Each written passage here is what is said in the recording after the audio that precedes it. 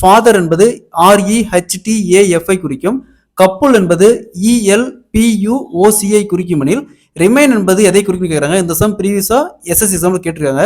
இந்த கொஸ்டினை பொறுத்த வரைக்கும் ஃபாதர்னு இங்க இருக்கு, இங்க REHTAF இருக்கு.